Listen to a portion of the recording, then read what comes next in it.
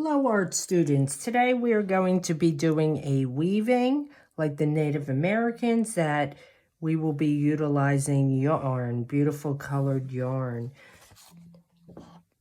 Yarn has a texture that's soft and fuzzy. Texture is an element of art. We will also be using pattern in our artwork. So we are starting with a piece of cardboard that is about 4.5 by 4 inches across. This is not critical, the size, but this is the approximate size. Now you'll see I have a line that's a 1/2 inch in on either side.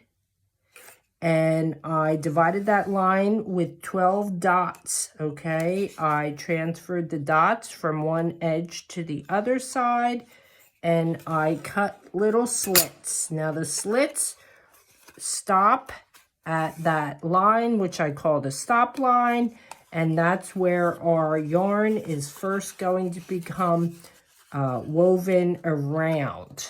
So I am starting with a very long piece of green yarn, and you start on the end. Now you can decide which side you want to be the back. I'm going to have this be the back. It really won't matter once you get your project done because you won't see the little dots or the little lines. Now, you will also see I have a knot there that will also be hidden.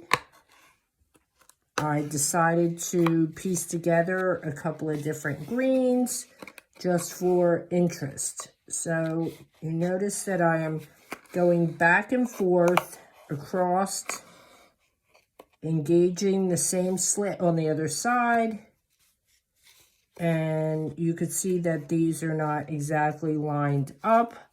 I did not make the original cuts on this one side. They were there, but I tried to put my cuts evenly spaced on the other side. So mine are probably more even than the ones I started with. So I have this piece left over, which is fine. And you can either engage it in that slit, depending on how long it is, to shorten it, and then you could just put it underneath to get it out of the way. And the same thing with the first end. Just put it underneath and it will stay under there. If you feel uncomfortable with that, then you can always use a piece of tape like this to tape down that end. But it's not really that important that you do that. And for this case and this project, I'm not going to worry about that. I even like how those little tassels, they look like little tassels, look as part of my beginning weave. So warp and weft, we are going to add the weft threads going across. Now I have pink and blue over here, and they are both the same length. They're about 16 inches long, and there will be several colors to choose from. And what you're going to do is you are going to go under and over each one of the initial green yarns. And this is a tedious process, but nice art takes time.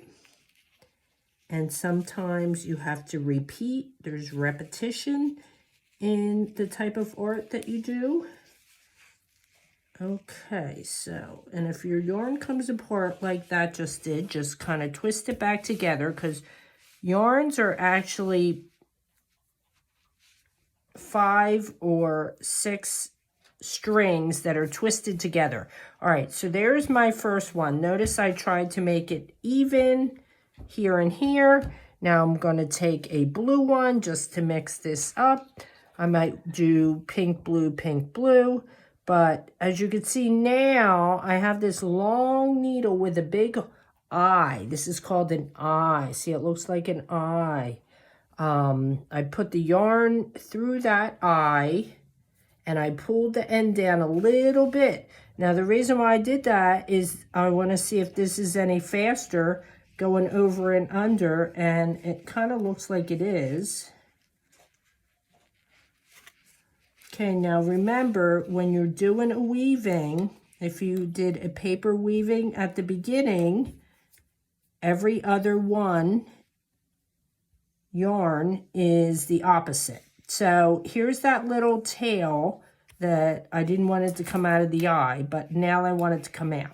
So I'm pulling that over there, I'm taking the needle off, and that was probably a faster way to do it. So then you put the two yarns together, and then you would continue until you have this whole thing filled across here, and that's how you're going to start your project. Here's another loom that has pink yarns, so you will have choices.